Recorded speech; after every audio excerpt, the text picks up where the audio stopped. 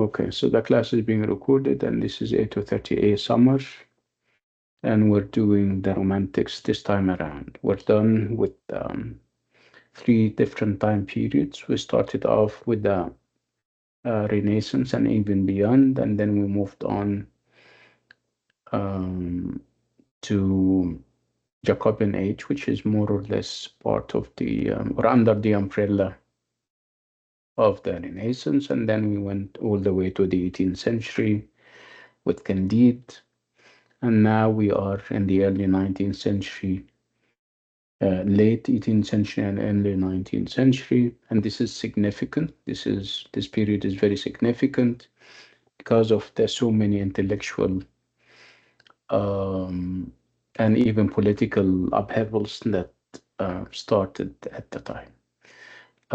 This was the time during which the Romantics appeared, and we'll talk about the Romantics and what they stand for at length today and the upcoming classes, inshallah. So let me just put this disclaimer before we start. When I say romantics, I don't mean people falling in love. I mean it's a movement that has pioneers in the arts and also in literature, believing that the old way of doing things is not the best, opting for a different direction.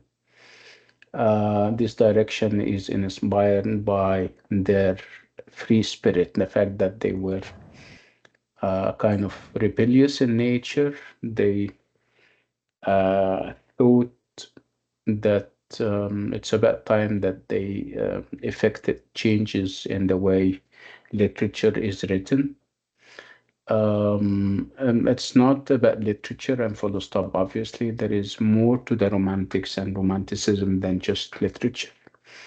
When I talk about the Romantics, I also mean painting and sculpture and even political philosophy, but we're going to limit ourselves to literature because this is what we're majoring in.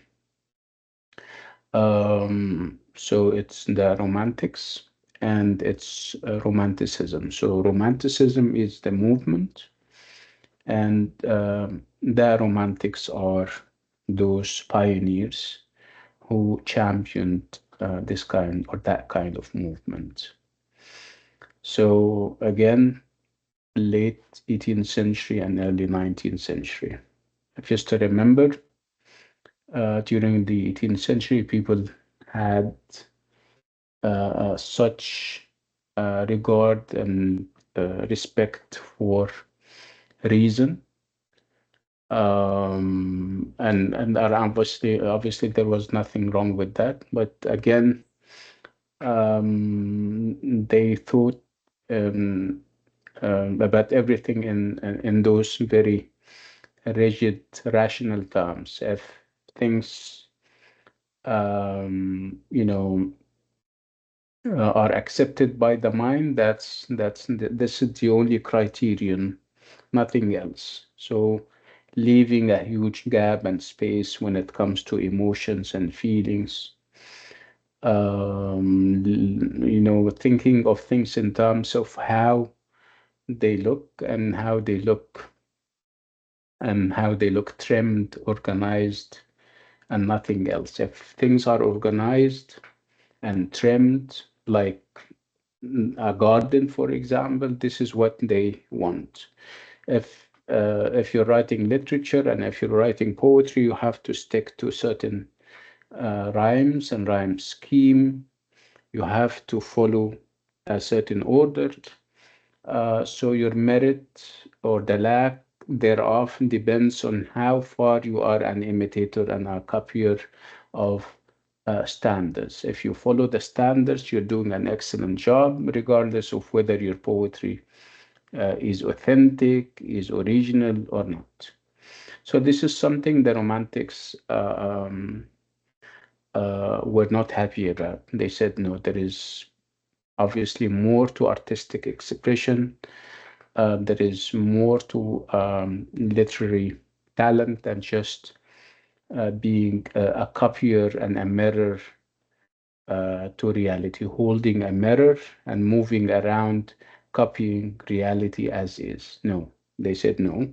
There should be room for the imagination, free imagination, obviously, and there should also be room for the inner recesses of the poet, if we're talking about a poet or the novelist.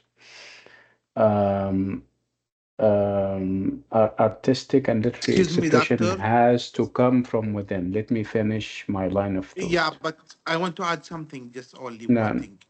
It was an no, enlightenment or a resistance this period. they come together. We're using the two expressions interchangeably, the one for the other. Again, we're talking and we're giving some kind of introduction to the age. And the age that we're talking about is late 18th century and early 19th century. And this is when and where the Romantics thrived. Um, Again, we'll talk more about the Romantics and about the representative works. Again, we're limiting our efforts to uh, literature, and more specifically to the poetry of Wordsworth, the high and mighty Romantic poet. And uh, um, we're also taking a novel, a romantic novel by Mary Shelley, and it's um, it's going to address another aspect of the romantics, which is the idea of the imagination and how wild the imagination can be and where it can go with those flights of the imagination. Okay, let me share the files that I intend to cover with you, and then we go to the poems proper, we go to Wordsworth and discuss and analyze him and his poetry.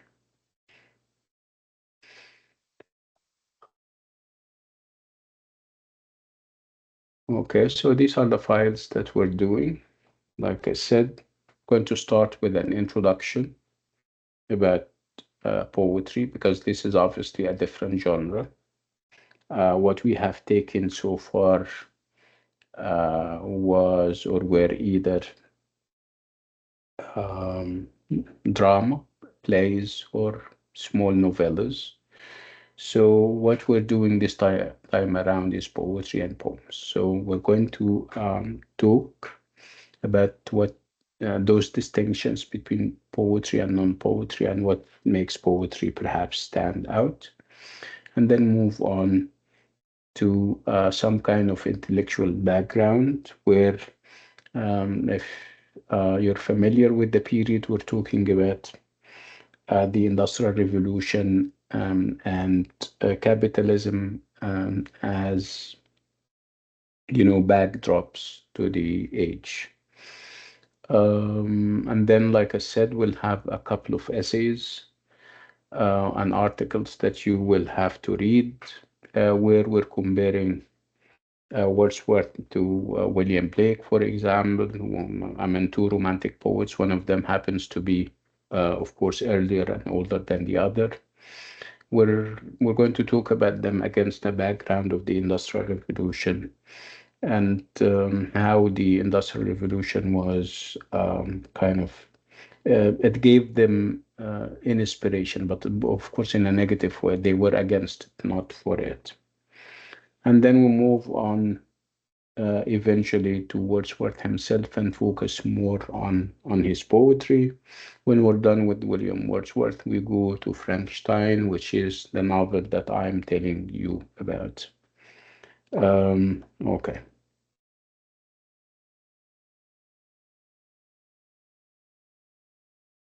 So when I talk about poetry, obviously it's a different feel and it's a different experience. And I always start any course on poetry with raising people's awareness about poetic sensibilities and sensitivities and how different poetry is. If you're a poet, if you're into poetry, regardless of the language, because we come from different backgrounds, we are either Arab or perhaps Pakistanis or Indian. So it's a variety of uh, languages and sensibilities. So, regardless of where you come from, if you are into poetry as a poet, we don't have to be a great poet and a published poet to come to the mic and share with us. It's okay. So if you're trying your hand, sometimes if you catch yourself writing poetry, sometimes come to the mic and share the experience with us. We have no, not yet. Um, I should be sharing it, but I haven't said much yet. Yeah, Joyce. Okay, so again, if you write poetry, come to the mic. Again, the language is irrelevant. Arabic, Indian. Obviously, there is no such thing as Indian. I came to know that India has so many languages. Um, um, so come to the mic and share that with us. Rima, do you write poetry? Hi, I'm going to doctor. say, Professor, I'm going to say something unconventional. I do not like poetry in my own language or in Mm. English. It's just so complicated for me. It doesn't make sense. You know something? They say that poetry is the most intellectual among the literary forms I am because you sure need. my Mm, father is an intellect. He loves mm, poetry, especially in mm, Urdu. He's mm. obsessed. And I'm like the dumb child who sits on the table and just stares at No, him when he's quoting poetry. He quotes it and it perhaps goes above my head. perhaps you were not given the opportunity, or perhaps somebody. Yeah, I mean the experience. The first experiences can make or break. I mean, perhaps the first experience and exposure to poetry was not the right one. No, Like no, math, for there's a example. I term. know My people. parents would say I don't have the ear. They would say you do not have the ear for this because both of my parents loved literature and Mm, poetry, and mm. I love reading. I love literature, but poetry, not at all. So may I know what, I mean, is it Urdu that you speak at home? Where Yes, are we you speak Urdu. from India, specifically? And then, yeah, I know India is Bihar. so big. Yeah, it's huge. Bihar, you're Bihar. from Bihar Yes, in the north, right? exactly. Yes, the Yes, I north. know. Yeah. And what do you guys speak over there? Marathi or what? Or Hindu or what? Hindi, I'm sorry. It's this language Bhojpuri. Where my father is from, it's Bhojpuri, but we never learned the language, so we just speak Urdu. Uh-huh. Mm, yes.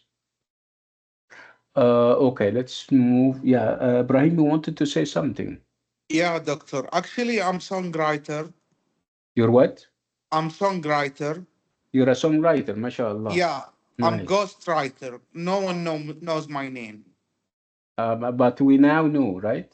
Yeah, but I'm not gonna declare my name, my I mean, your musical name is name. Ibrahim. Ah, yeah, you have Okay, like Ibrahim. So okay, uh, many singers sing to me, sing my song. I know many of you guys have heard my songs and love it, but I'm keeping it ghost because I don't want someone to discover my personality. yeah, here is a And deal. Yeah, okay, reveal your identity and I give you 15 marks. How about no, that? I cannot. Even if you tell me the class.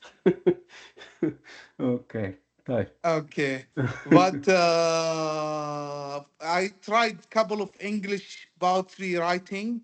Hmm. I have some, yeah, but I'm not, I mean, that professional in it, but I love it. But sometimes I couldn't understand it because it's written in, especially the one written long time ago when they use the terms "the" and "those" stuff like that. I cannot understand it. But I love poetry for general. I'm devoted to poetry and I love it, and I find it convincing because it explains the emotion of the writer and narrate the story in a rhythmic way. So I love Yeah, poetry. yeah, Yeah. poetry is amazing. Again, if you're, yeah, this is perhaps what I believe. And if you're good, at your own language, writing poetry, you can transfer the talent to other language. If you speak English very well, you will be able to write poetry. If you speak Russian very well, because in your mother tongue you're talented in your mother tongue, and then you take this talent with you wherever you go with whatever language you may acquire later in your life. Um, Again, songwriting is poetry at its minimum, because it's also about tweaking the words and using them in a different way and in order to reach certain effects. Poetry is about musicality, right? You cannot think of poetry. Poetry is music in disguise, if you like.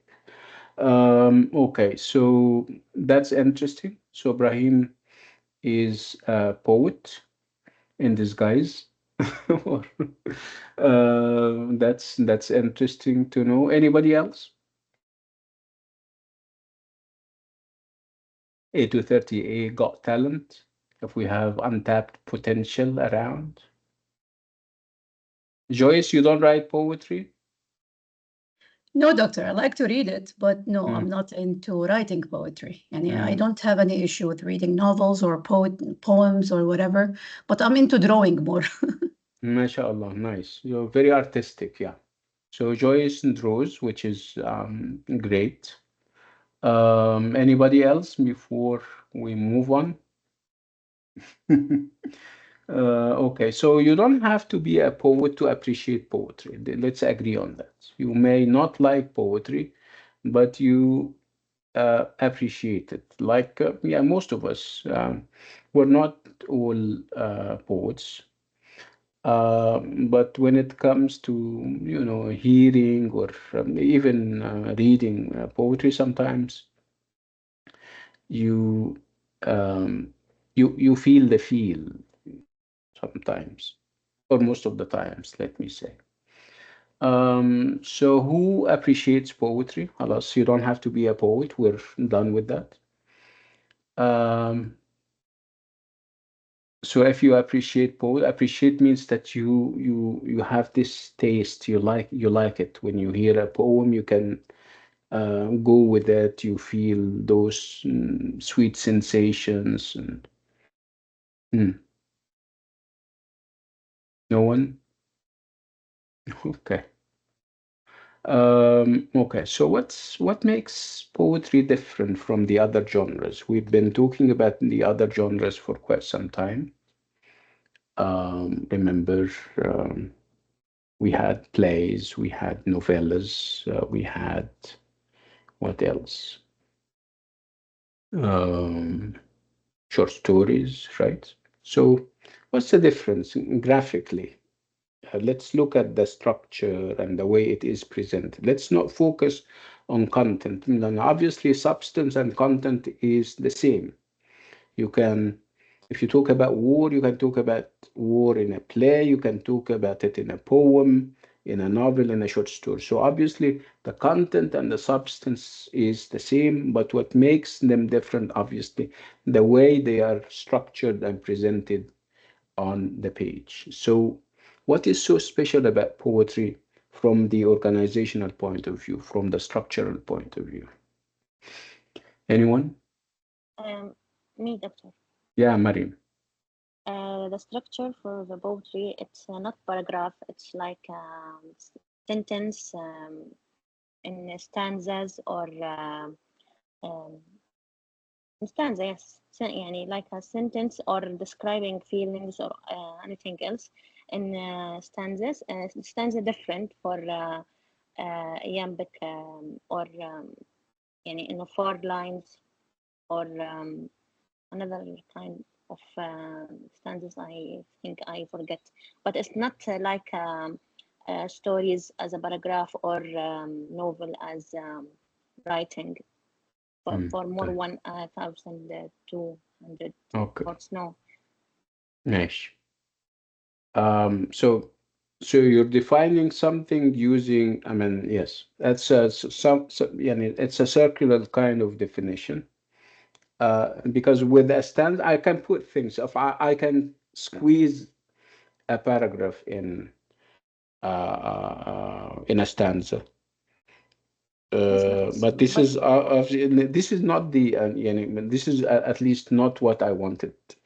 Um, let's think back of the perhaps the latest or the recent poem that you were exposed to, and look at where the line starts and where it ends, and look at a book of prose. It can be a novel, and look at where the line starts and where it ends. Do you think we have differences there in terms of where the line starts in a poem, where it ends, and where a line starts in a novel and where it ends on the same line? I'm talking about the same so line. in Yeah. so in a poem, it's usually shorter sentences. They Yes.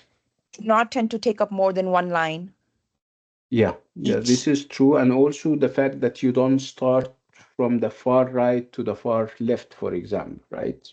Absolutely, It's not yes. like writing a paragraph, right?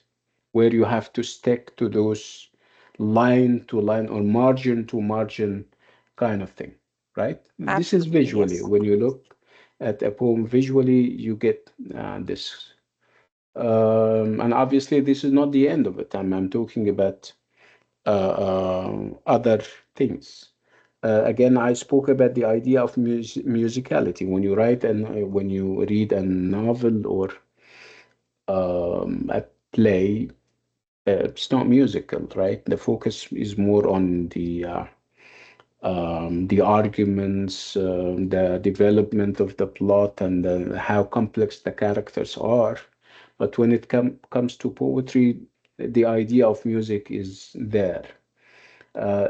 If you cannot feel the music of a poem, so one of you is on the wrong, is wrong. It's either the poet or you as a reader. There has to be music and you have to feel the music. Okay, so music is a distinguishing feature, if you like. The where the lines are positioned on the page, we don't have this margin to margin kind of thing. This is another distinguishing feature. And then comes the imagery and comes the figures of speech. So sometimes people confuse between imagery and figures of speech, and they take the one to mean the other, and they use them interchangeably. So what's an image and what's a figure of speech? Yeah, you can give me examples. You don't have to define. We're saying an image, right? Yeah, go ahead, yeah, Marie. In a poem that's written, I didn't remember who written, but it's one art. The image that used in this poem, it's the key, and it's described the losing in one art, and it's the key, the door's key that lose it. Its image, also the No, I think obviously you're confusing. You yourself are falling into the same trap. You're confusing them. So when you talk about and door keys and stuff, this is perhaps not image. a part of a personification or part of a metaphor, and in this case, these are figures of speech. Okay, Figure, okay. we call it figurative language. We'll come back to you. Thank you, Mariam. Let's go all the way to Joyce. Hmm. Yes, Joyce. what I know about the figures of speech like metaphors, similes, personification, Yes. hyperbole, and these stuff. But Hmm. when it comes to imagery, we have different kinds like the visual, the auditory, Yes. the Yes. olfactory, and these stuff that appeal to So, the senses, basically. yeah, absolutely. So this is what I want people to say, that when we talk about imagery, we talk about our different senses and how a poet engages those senses. And this is what we're going to see in the poetry of Wordsworth, where he engages the different senses, the sense of seeing or our visual senses, when he talks about trees and perhaps mountains and stuff. And then at one point we talk about waves. Um, so then, and we talk about, birds singing and obviously appealing to our auditory senses, and so on. Yeah, Rima, you wanted to say something.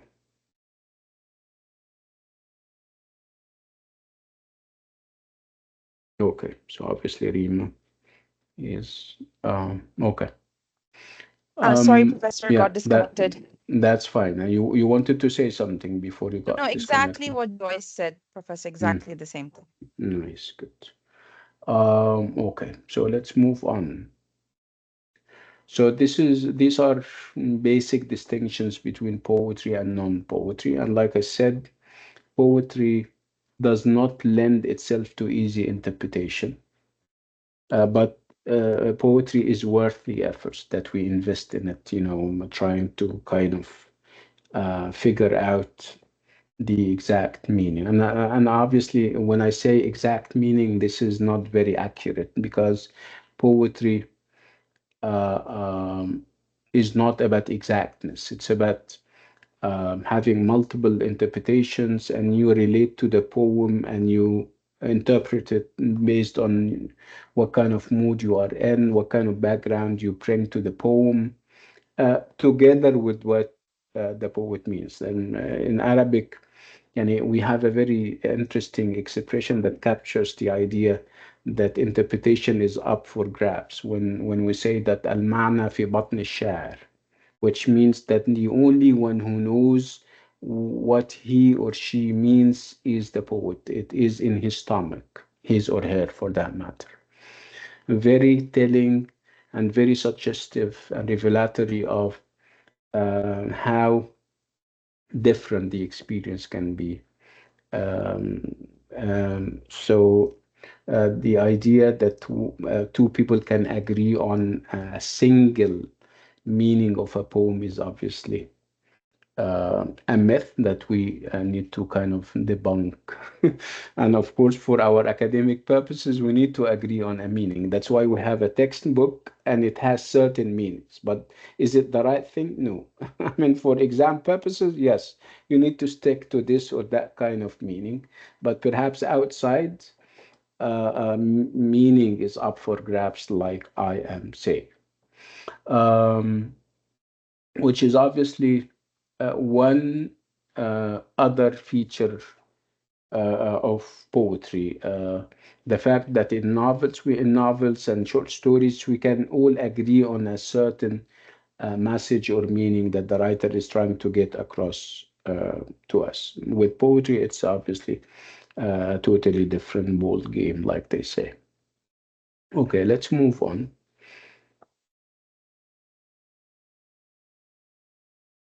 So poetry captures our mood, conveys feelings, and communicates a message by using rhythm, sound, and imagery. And when we talk about poetry, we the meaning or the sense is delivered to us, communicated to us through a number of techniques. When we talk about the poet, we talk about the speaker, the persona of the poet, whom we shouldn't confuse with the poet himself. Sometimes you have the poet and the persona of the poem, and obviously they are two different people. So the selection and the choice of the speaker upon the part of the poet can make all the difference. And then the diction, and by diction we mean the choice of words. So poetry has its own diction and its own vocabulary. Sometimes it is as simple as that of everyday language, like the diction of the Romantics. Sometimes it's very classical and very um, you know difficult. You need to perhaps dig the meaning of consult literary glossaries for the meaning of this or that word. This is classical poetry, and this is what the Romantics were lashing out against. And then you have the sound. Remember, poetry is about music. So sound, and when I talk about sound, I talk about the rhythm, the tempo. You have this kind of tempo running all through using the different syllables of the English word, and sometimes it's stressed, sometimes it is unstressed. And we also talk about the rhyme. When two words rhyme together, they have the same sound at the end, and they all contribute towards having this musicality. And then imagery, where the poet has to engage the different senses that we have. And then the figurative languages, where there is always those comparisons between people and things, things and people, comparing, families to trees, and comparing people to certain animals in terms of how powerful and strong people are. When you compare a human being to, for example, to a lion, and when you compare a lion to a king, so it goes both ways, as you can see. So this is called figurative language, and of course it has value and meaning and everything in between.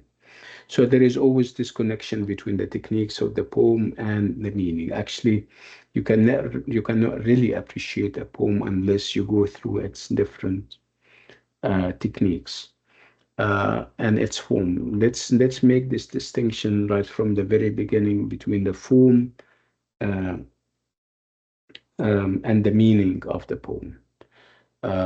So people normally start with the meaning. They read a poem and they try to understand, because we have this, I don't know, this mindset that we want to know everything, and this is perhaps good and bad, because knowledge is a scourge. Sometimes you need you wish that you didn't know. So with poetry, because it's human nature, we are what I call epistemological creatures or animals. We are after knowledge, good and bad, or bad. So again, we have this tendency to know. So that's why if you have a poem, instead of appreciating the poem, looking at its figurative language and enjoying the imagery, feeling the feel, enjoying the music, we go straight and try to figure out what is it that the writer or the poet is trying to get across to us. So this is wrong when it comes to poetry, because a lot is missed, a lot is lost when you focus on the meaning, when the meaning takes precedence over the form. So people should start with the form, and again, by the form I mean uh, the the the diction, the sound, the imagery, and the figurative language, and again, the music. For our purposes, we also focus on the meaning, the messages that the writer is trying to get across, the appeal that he tries to again to find among people. And again, poets know that appeal can only be created when people understand something. So understanding is good, but it shouldn't take precedence over the form of the poem. What makes a poem is not what it says as much as it is how it says what it says. We have in the early 20th century, we have a school called neo criticism, where they focus on the form of the poem. They say the poem means what it means. We don't care about that. We are focusing on the literariness of the work, what makes a poem a poem. And obviously, what makes a poem, not the meaning, not the messages, it's how it is crafted. Let's move on. So again, we spoke enough about what a speaker is. Sound, when I say sound, I mean the different elements that contribute towards the musicality of the poem, and this can happen with alliteration. Alliteration means that you have two or three words coming after each other within the same line, and they start with the same sound. It's the obviously the opposite of rhyme. Rhyme, you normally um, rhyme is no, it's I'm confusing because rhyme is vertical when alliteration is obviously. I'm sorry, rhythm is, yeah. I'm sorry, confusing. Rhythm and alliteration are horizontal when rhyme is vertical. I'm sorry.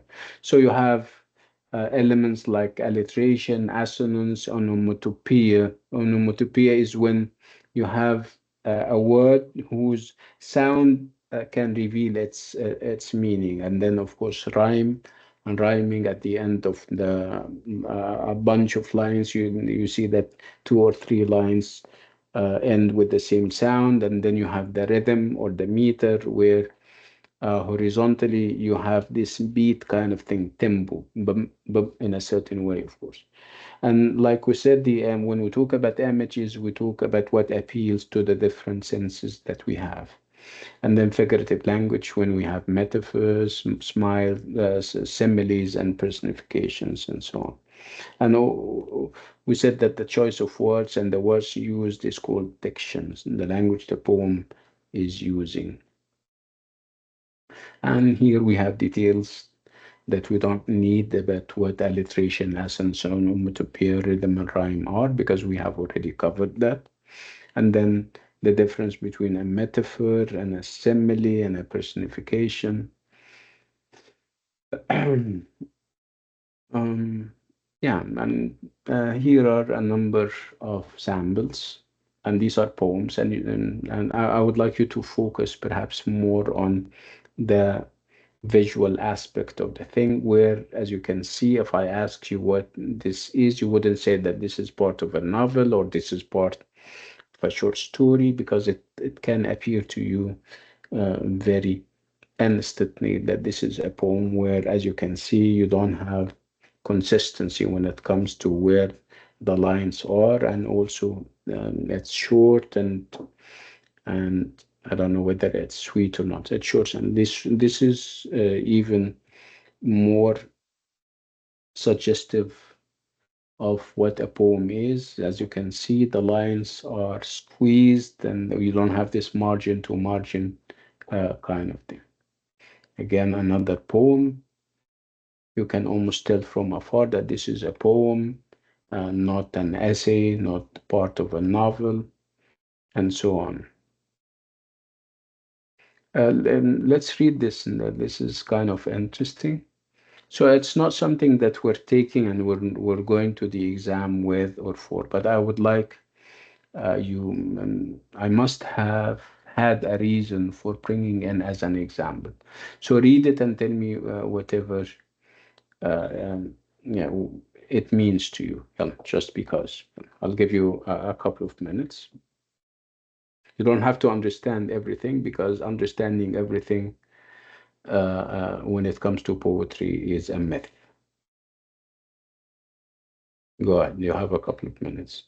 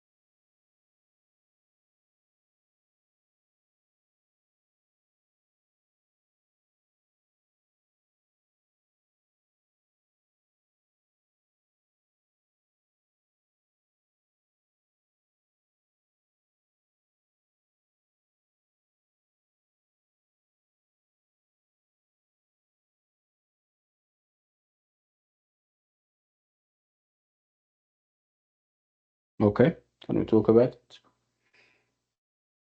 So obviously, it's not the best of all possible poems. And music is lost or missing, right? The focus is more on the poeticity of the meaning. The meaning is very poetic, right? What do you think? Absolutely, Professor. Mm. Yes, She's breaking stereotype, basically. yes. Mm. So, I mean, we may differ on how good the poem is, but we may not differ. We cannot differ on the meaning and how relatable the poem and the woman is, right?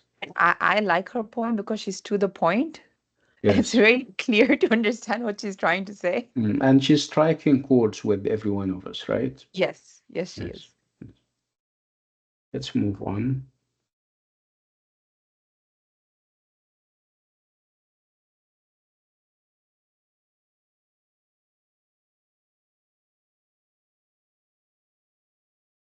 Okay, here we're coming closer to what this part of the course is. It's about the romantics, and like I said, romanticism is first, and then from romanticism you have romantic and romantics. So again, romanticism is a movement, artistic for the most part. When I say artistic, I also mean kind of literary and poetic. A number of literary talents came together, and they decided that literature and the arts, the way they were kind of created, is not perhaps appropriate anymore. It doesn't suit the times. Perhaps it used to suit uh, other time periods, but perhaps in late 18th century and early 19th century would mean or need something different. You need to remember that politically this was the time of the French Revolution, where the French revolutionaries, when they came and they toppled the royal family in France, they were not happy about how politics was done. They were not happy with the disparities in wealth, in rank. They were not happy about lots of things. The old system, they wanted to demolish the old system, and they did demolish the old system. So the Romantics came during those times, and they were actually inspired by the French Revolution, by writings like those of Voltaire. We are familiar with Voltaire and how revolutionary he is. Remember, he when he wrote Candide, and obviously everybody was optimistic. Everybody saying that we're moving forward, and there is progress in all aspects of life. And then he came and said, no, this has to stop because you don't have any grounds and justifications for the happiness that you are trying to promote, given the earthquakes and different types of evil. Remember, moral evil and natural evil. So the French revolutionaries were actually influenced by people like Voltaire, and then came the Romantics, and they were also influenced by the writings of people like Jean-Jacques Rousseau, Voltaire, where obviously those people said that lots of things have to change in society. We need to change the system. We need to give equal opportunities to people. We need to democratize life where everybody should have his or her own share of things. Private property didn't get us anywhere. You have perhaps 2 or 3 or 5% of the people are rich and happy, and then 95 remaining percentage are miserable, they are under poverty line. This is not fair. So this is how the French Revolution started, and this is how the Romantics came, and they got their inspiration from there. So obviously, in their themes and ideas, they are attacking uh, those capitalist ideologies, those industrial revolution kinds of things. But they were also interested in even revolutionizing and even changing the way poetry was written. According to them, uh, poetry was an elite thing. So only the elite means people who are highly educated, perhaps people who are rich, people who have access to education can read poetry and can enjoy it.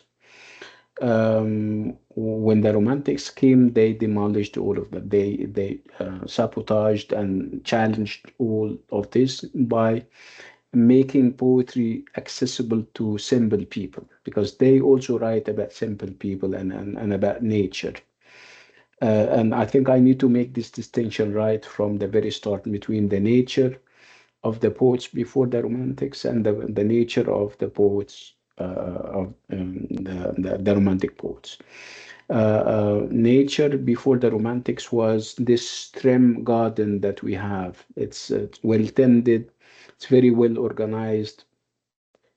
You go and you have perhaps to take off your shoes because of how clean a garden is. This is the nature of the people before the Romantics. So for the Romantics, nature is the jungle, is the forest. It's quite unmolested by human being. No human being is there to kind of mess with it and change its kind of fabric and its um, ecosystem and wreak the havoc that we are credited for as human beings, ironically, of course. So for the Romantics, the dominant image of nature wouldn't be the nature, the garden that gets invoked if we talk about uh, nature. No, for them, nature means the countryside, means the forest and the jungle, where obviously these are untapped areas. Human beings haven't perhaps discovered them yet. They are left alone. They grow at their own accord with their own and on their own terms. That's why they are pure and everything. So this is one of their this is a big focus with the Romantics. The focus is on outside nature, the nature of the countryside, um, where people in the countryside are even very simple, they are pure, they are innocent, and everything in between. So this is the Romantics. They came and they started to challenge the existing poetic forms. If people use rhyme, they say, no, we're not going to use rhyme. If people are using certain rigid rhythms and meters, they say, no, we're not going to do it this way. We're going to write poetry that is free both in theme and also in form. So they created their own poetic forms, which are obviously different from those poetic forms that were used before them.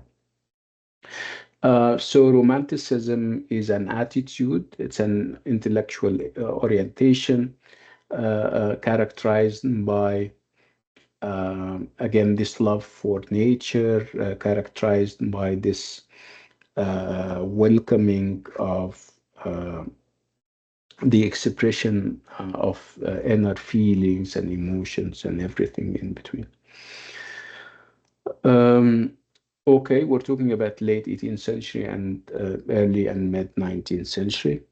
So again, the Romantics were rebellious and they were revising the old canon and the old uh, artifacts and traditions. Then their poetry came as a reaction, of course, a reaction to the rigidity of poetry before. And Romanticism is normally seen as a rejection of the principles of order, calm, harmony, and balance, and rationality. They are against rationality, they are against balance, harmony, because they say, no, no, life is not like this. There is harmony sometimes, but most of the time, harmony is missing. And this idea of having perfection and balance does not exist. So they are being, or they were being very realistic in their poetry. So their poetry was also a reaction against the Enlightenment and against 18th century rationalism. The focus was all on reason and the mind, and obviously, this is something that they didn't like very much.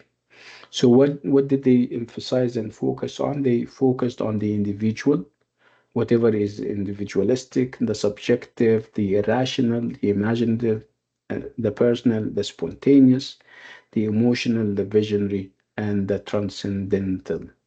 So as you can see, when you put them together, you have this perhaps impractical aspect of life. We're focusing on the individual, not on the group like in the past. We're focusing on whatever is subjective, not on objective reality, when the poets used to hold a mirror to reality. We're focusing on whatever is irrational rather than whatever is rational and whatever has to do with reason. We're also investing so much into the imagination.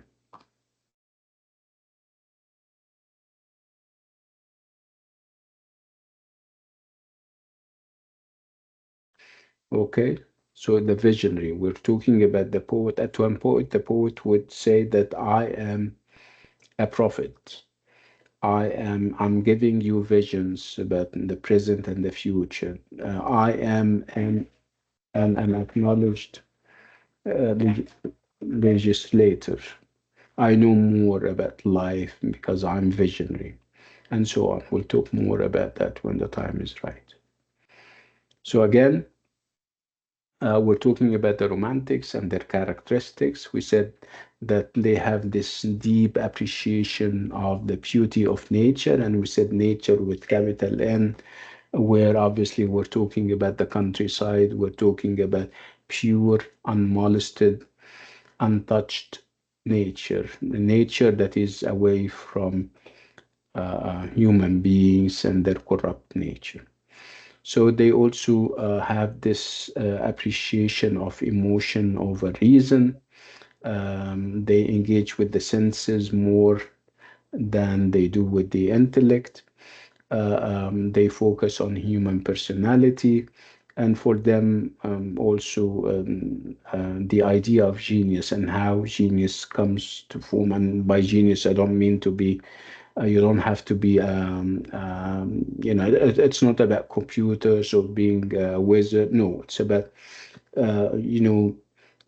giving yourself and your imagination this ability to fly away and come up with very strange things. I mean, they can be weird, but in a nice way. They also believe that human beings have uh, talent beyond whatever is permissible and whatever is allowed. They think of human beings as exceptional. Again, they focus on the passions and the inner struggles. So, again, for them, nature is the jungle, the forest, and even the desert. So, the garden is very much human and, in this sense, very artificial and negative and bad, while the jungle and the forest and the desert are again very virgin, very pure. They are very far away from the corrupting hands of human beings. Again, the focus is at one point would be on the artist. as a supremely individual creator whose creative spirit is more important than the strict adherence to formal rules and traditional procedures. So the writer and the poet is more important than the guidelines given to him, the formal and rigid rules that he has to abide by and follow. Again, the focus is on the imagination as a gateway to transcendental experiences and spiritual truth. That would lead them to go all the way to the past, to go to folk culture and national and ethnic cultural origins. They go all the way to the medieval period for inspiration, for example. Again, they celebrate the exotic, the remote, the mysterious, the weird, the occult, the monstrous, the diseased, and even the satanic. See how far they go with that? Again, like I said, it's late 18th century and early 19th century. And that was all started when William Wordsworth and Samuel Taylor Coleridge, and these are two romantic pioneers. They published a book of poetry called Lyrical Ballads, and this was, and in the preface or the introduction to the collection of poems, they wrote what people came to consider a manifesto of the movement. So people, whenever they want to know how it started and why, they go to the lyrical ballads, as was written by William Wordsworth and Samuel Taylor Coleridge. Again, before them, before they officially kickstart Romanticism, there was a pioneer or a forerunner of the movement by the name of William Blake. William Blake came before them, and his poetry is romantic, even though he didn't say that I am a romantic. Only the term romantic came much later, after he died, perhaps. Again, we're talking about two phases and two generation of romantic poets. When we talk about Wordsworth and Samuel Taylor Coleridge, we talk about first generation romantic poets. When we talk about people like John Keats and Percy Shelley and Lord Byron, and these are people that we're not going to do. These are second generation romantic poets, and obviously there is a difference. The focus is shifting from nature to perhaps talking about political issues and stuff. Let's move on. If you guys have any questions, you can always ask. If you think I'm going so fast, you can also tell me to stop. What's related to the lecture? What? The question has to be related to the lecture. Yeah, بتهيألي يعني, but that's fine. Go ahead. Okay. I want to ask Dora about our performance in the midterm and your suggestion in the quiz. What should we focus on? The midterm, I haven't finished it yet because I have another course, EA 300 B, and I started marking it, and I'm likely to finish it today. And I'll start, inshallah, tomorrow working on your MTAs, and inshallah by the end of tomorrow I'll have it finished, inshallah. As for the quiz, the second quiz, we said that it's going to be on campus. You'll have to come to the university to do the quiz, and it's out of 10, and it's a couple of topics, and you need to choose to write on one of them, and the two of them are on Candide.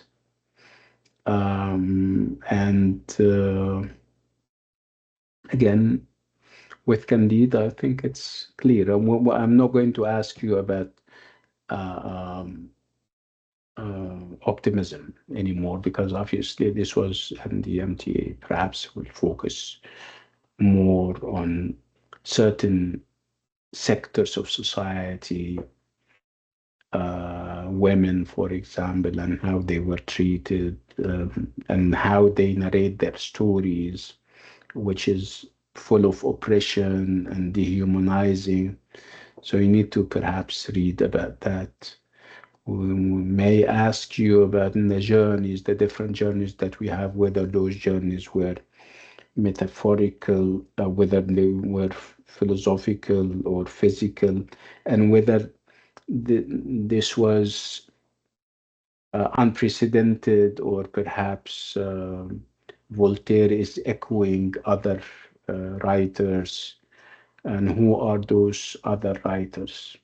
So I would like you to work and study along those lines. Um, what more? I think this is basically what you should be focusing on. Let's move on.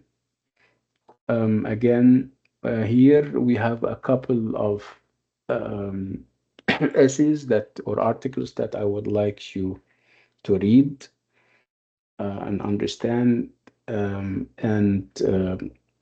they should inform any discussions that you start, any argument you start, if you have questions in the final exam on the Romantics. One of them is the Industrial Revolution and the Romantic spirit. Again, when I talk about the Romantic spirit and I talk about the Industrial Revolution, I'm talking about two opposites. So the Romantics came as a reaction to the Industrial Revolution. They were not happy with the Industrial Revolution for obvious reasons. The Industrial Revolution reduced people to poverty. Lots of people were made redundant. They didn't have jobs. And obviously, if you don't have jobs, you cannot provide for your family over time. Your family suffer, some of them may die, some of them may turn to crime. So it wasn't the best of all possible scenarios. When the Romantics came, they tried to raise people's awareness about the evils of the Industrial Revolution, and they expressed that in their poetry. Uh, um, we'll have one of those poems by Wordsworth where the title is "The World is Too Much with Us," where the focus is on again addressing those evils of the romantic of the Industrial Revolution, and how it made people very um, materialistic, focusing only on whatever is material, whatever is can be bought by money. We'll talk about the poem when the time is right. So again, I would like you to read this article. I'll share it with you. Again, the focus is here is on the Industrial Revolution, the bad side of the Industrial Revolution, and how it came into being and how it affected the British society, of course, in a negative way. And then we have a number of references to a number of poems where it can be seen that every sector of society is suffering, especially children. There is this very interesting poem, The Chimney Sweeper, that I would like you to look for and read, and it's about children who had to leave their families, and instead of going to school, they go and work as chimney sweepers, where they obviously sweep the chimneys of people, and sometimes they get suffocated and shocked, and they die. So again, this is one of the miseries and the outcomes and consequences of the the industrial. I would like you to read the article, and if there are references to poems, I would like you to go out of your way and read the poems. Again, there is a great deal of talk about William Blake as a forerunner of the Romantics, and you need to keep this in mind. Um, let's move on.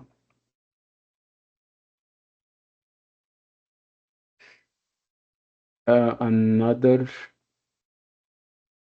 article is Industrialization again in William Wordsworth. selected poems. This is perhaps more focused, where the focus is on William Wordsworth and those poems that again attack and dismantle concepts and ideas and myth about the Industrial Revolution.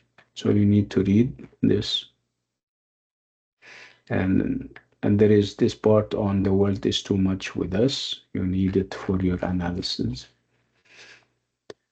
Okay, so these are very good things, and perhaps when you read them, we can have space and time to discuss them. A third one is this comparison between William Wordsworth and William Blake. Remember, these are two Romantic poets, and again, we're talking about their attitudes towards the industrial or against the industrial revolution.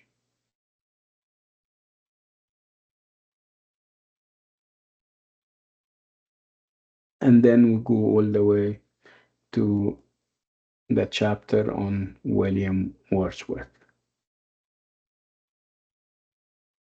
So before we delve deep into William Wordsworth, if you have any questions or any more or further questions, because you already asked, any questions? So far, so good.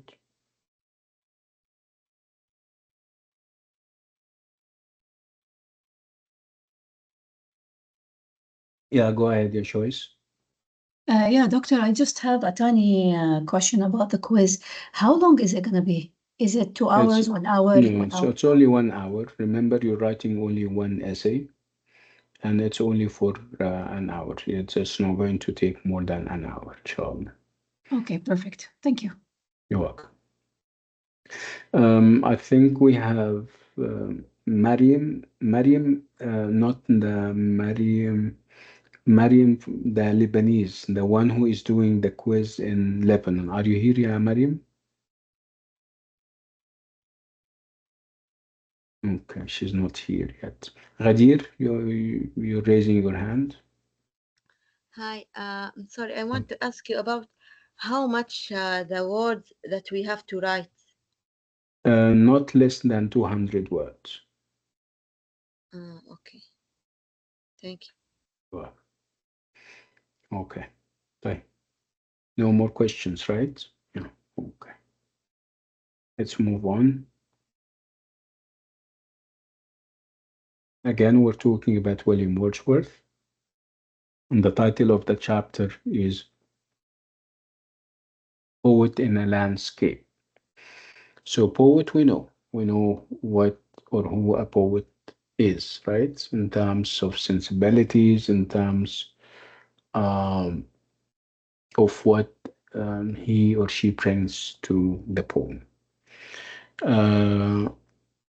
But we're not talking about a poet in isolation. We're talking about a poet in a landscape. And of course, by landscape here, we mean nature. So we're talking about a poet in nature. In nature means surrounded by nature, thinking of nature, soaked up and immersed in nature.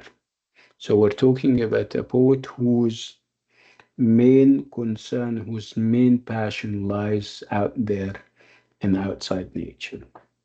So, and by nature, of course, we mean the countryside where life is simple and pure, where people are very simple, or this is how William Wordsworth thinks of them, because it's not always true that the people of the countryside are simple, and sometimes they are very sophisticated, and they are not as simple as we may think they are. I'm not against them, of course. I'm just trying to um, okay, bye. So we're talking about the countryside, everyone. We're talking about nature.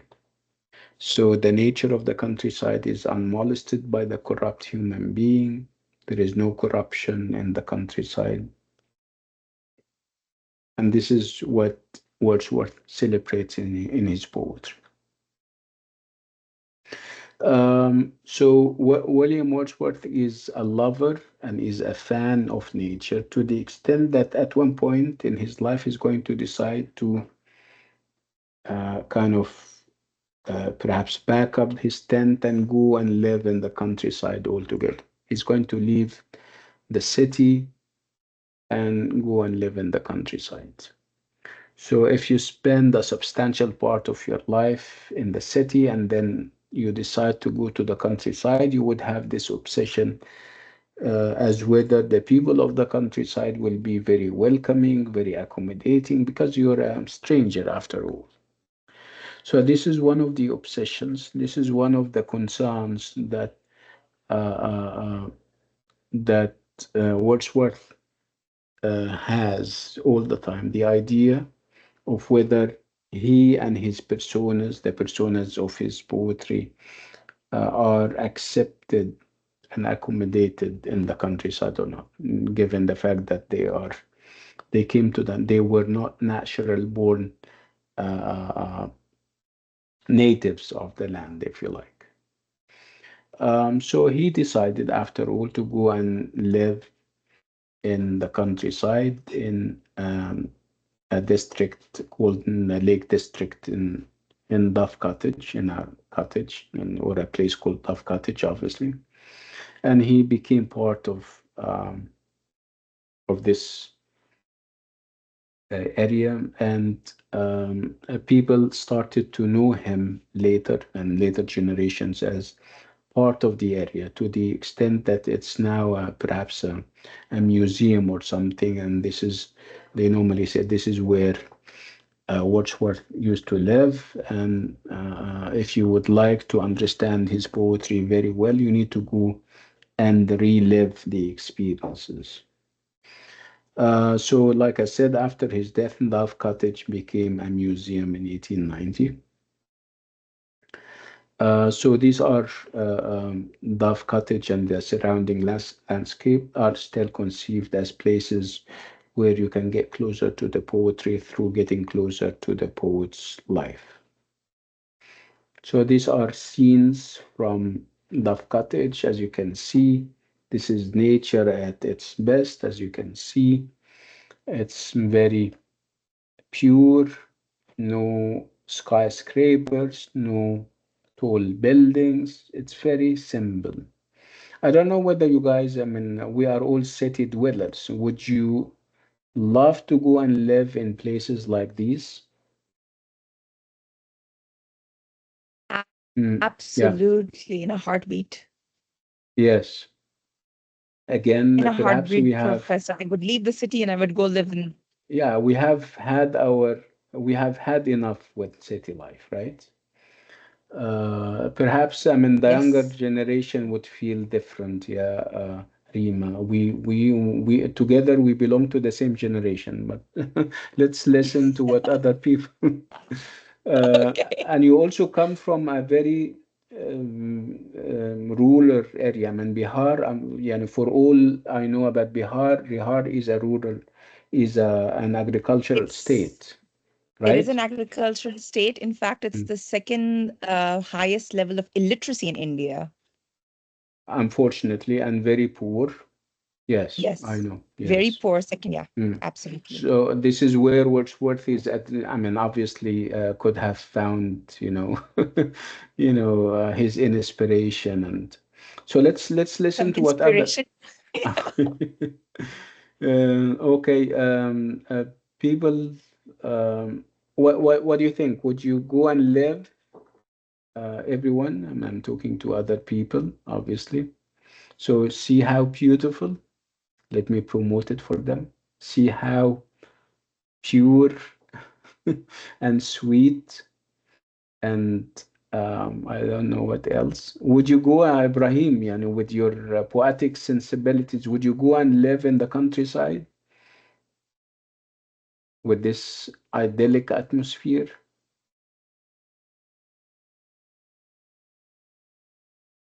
Ibrahim is not with us. So what do you think? Let me ask you this hypothetical question. And let me put this disclaimer that when we talk about paradise, it's about something that, what do they say? ما لا عين رأت ولا أذن سمعت. I know this, right? So what do you think? Do you think paradise would be more like a sophisticated, high-tech kind of city, or it would be more like what we're seeing in Dove Cottage? What do you think? What do you think of paradise? Yeah, I but am a poet. you're يعني, you write poetry? yes. Oh, nice. I could live in something like this in nature because it's a need um, يعني صفاء للذهن Yes. because I want to write Mhm, not crowded, not annoying. mm, But mm. for me, no. Maybe for 2 days, 3 days, but it's Um, boring. So I and have a then you limit go, for enjoying. ah, you need to kind of refuel, Yes, and you need to energize your batteries, and then you go all the way back to the hustle and yes. bustle of city life. I tried before to go somewhere like this. It's have a limit for enjoying, and wow, nature, Mm, something nice. new in your eyes. But I think there is nothing to do. Okay. Let me go with my question to Joyce. Joyce, what do you think? Paradise and the hereafter. Do you think it would be more like a city with all, I mean, the blessings of a city? You have everything, or it would be like a scenic place in the countryside where everything is pure and beautiful. What do you think? I think it's going to be like the countryside Mm, because all the stuff that we have in the city, it's all, like human made, for mm, our comfort and stuff. I think mm, paradise should be something pure, like the original way God created Earth, you know. mm. So yeah, of course it's going to be much, much, much better than what we have on Earth, but I think it has to be as pure and as clean as ever. Nice, very good. Nice. Okay. Any other takes on that? Yes, I agree with Professor, Joyce. I think paradise, Yeah, no, I would think paradise would be what one wants it to be, right? Isn't that what Jannah is? You get what you want. yeah, yeah. For And someone, it could be and space a dash exploration. and a dash extra, right? Yes, and that exactly. Yeah. So, And for again, someone, it could be space exploration. Someone, it could be what Korea and Japan looks yeah, like. And for someone, it would be the Lake District of England. yeah. It's perhaps more. I don't know where I heard this expression. It can be a country of the mind. So, Yes, absolutely. yes. Yeah. Yeah, the sky's the limit. Flights of imagination, whatever you want, you get. Yeah, and this is a reward. So you're um, you wouldn't be kind of accused of being too demanding, or yeah, I agree. So it's very complicated as a matter of fact. Let's move on.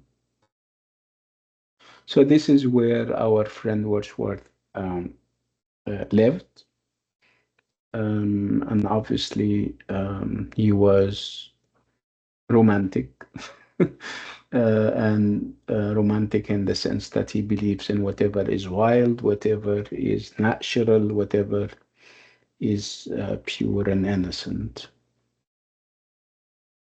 And then we have uh, when we talk about poems, like we said, we focus on the formal aspects of poems, formal from form structure. When we talk about the voice, the persona of the poem who is talking, and the diction, the vocab used, whether it's simple or complicated and sophisticated, rhythm, the horizontal rhythm or music that we get reading a poem, meter, which is more or less a variation on the rhythm and how rhythm is achieved. And when we talk about the rhyme, where, like I said, we're moving vertically, where we check or detect music by the repetition of 2 or 3 lines. I mean, the final sound, which normally sound when you have 2 lines or more sounding alike. And then alliteration, which is the repetition of initial sounds within the line itself, and assonance, where there is the repetition of vowels within the line when I say near and clear. And here we have the first poem, the first official poem, a poem that we may be asked about in the final exam. And the title of the poem is I Wandered Lonely as a Cloud, or Daffodils.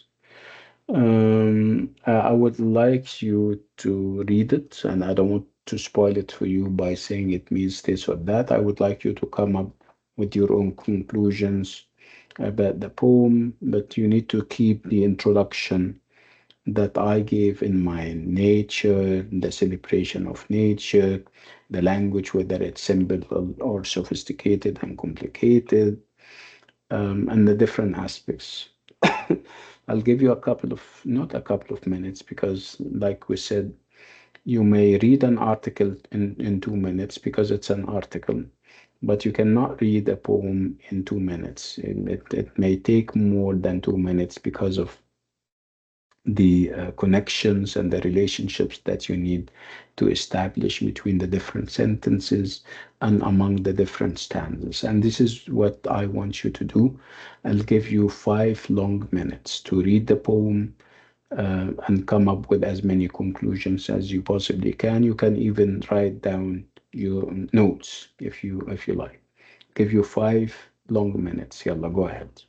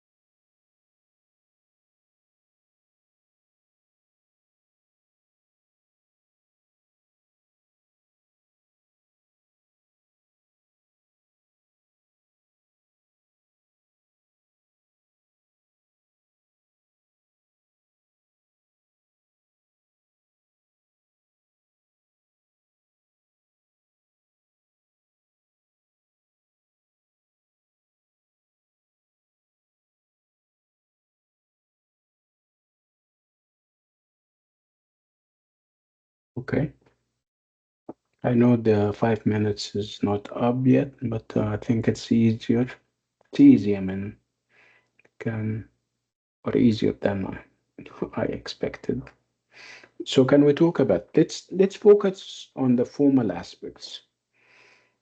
So do you think it's musical? Did you feel the music and how? And did you look at the choice of words? Easy, difficult, and the transition between the stanzas. Tell me about it. Obviously, there is nothing right or wrong when you discuss literature, so you don't have to worry. There is no right or wrong answers. So, can we talk about it?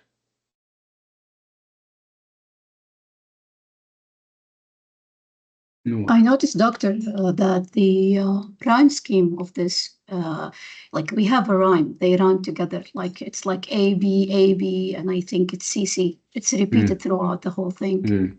So did Yeah. you feel it? Did you feel it? Did you let me advise you, in order to appreciate poetry more, you need to read it to yourself out loud. A lot is lost and missed if you read it, if you read it silently. So, if you are keen on appreciating poetry, perhaps more, you need to read it out loud so that the music is not lost. Are you getting my point, Joyce, and everyone? Yes, Doctor. Yes. So you did feel the music here, Joyce, right? Yes, definitely, Doctor. Mm, And it's full of imagery. that too, yes. Anybody else?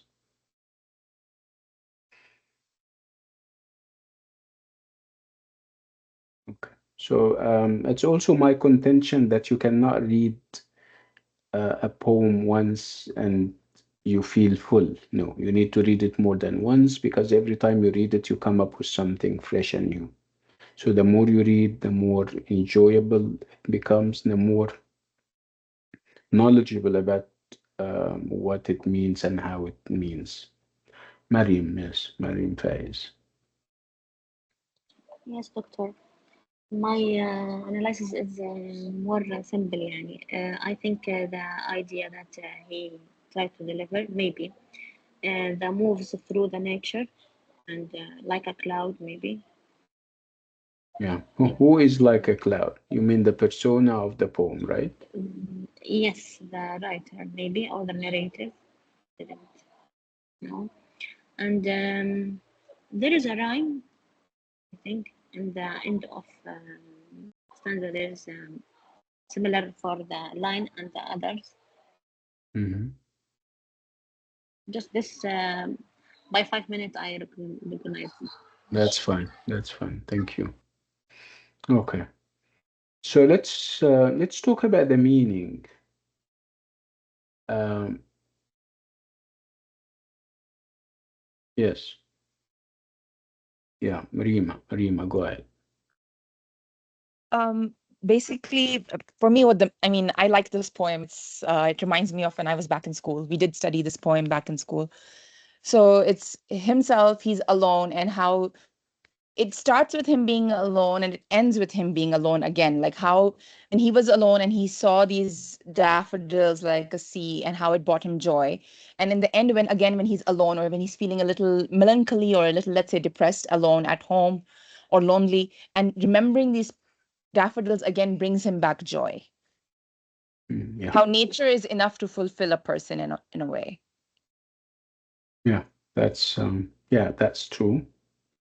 The focus is on the idea of, I mean, actually, the romantics, if you don't know, they cherish loneliness. Loneliness and solitude are not bad times for them. They seek loneliness. They seek to be alone, away from the hustle and bustle of life and what it brings.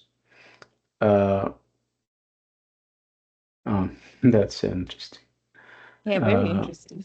mm, Just a little off topic, but my elder brother lives in London, and when his wife moved there, after 2 months of moving there, she said, "Now I know why England has so many poets and why their poem is so depressing, because it rains here all the time, and it's always overcast, and it's always shadowed, and it's dark, and everything is very green, and it just brings out this melancholy side of you all the time."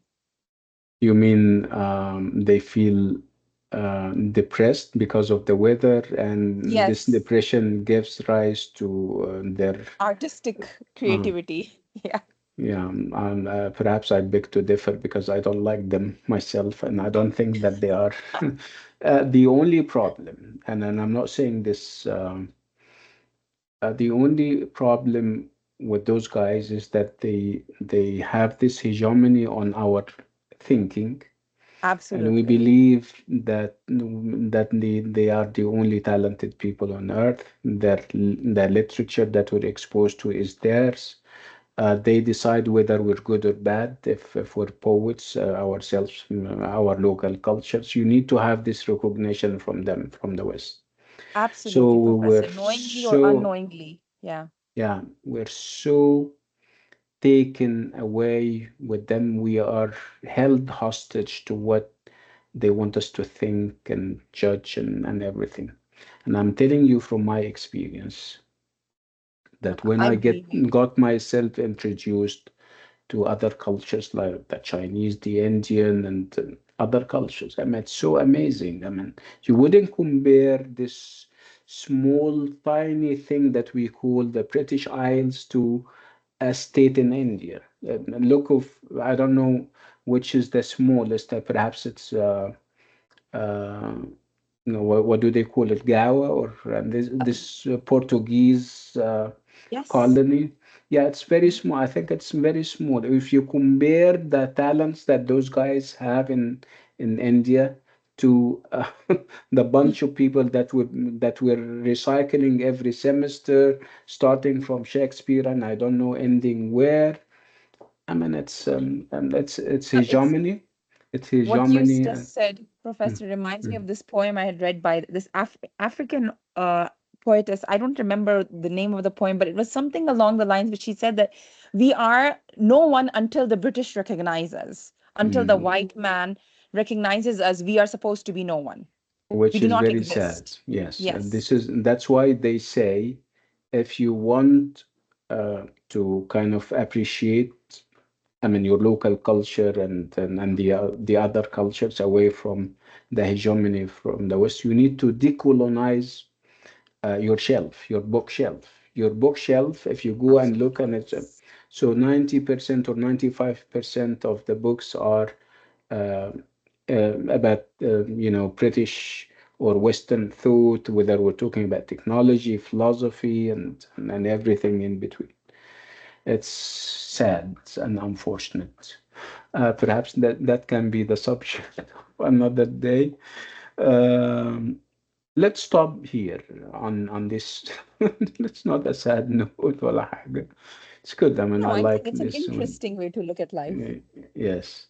I'll stop on this note, and I would like you to promise me one thing, to go and read more and to read the poem, not to read about the poem. There is a difference between reading the poem and reading about the poem. Reading the poem, this is reading the primary source. Reading about the poem means reading secondary sources, what critics said about the poem. Well, let's focus on the poem itself. Let's try to kind of unlock its treasures, if you like, and let's always relate it and link it to what we said about the Romantics in terms of this idea of solitude, the fact that they revel and they love and appreciate solitude. They want to be in nature, moving around aimlessly, if you like. Um, and I would like you to read the poem, and we have another poem by the name of um, The Brothers, and I would like you to also read it.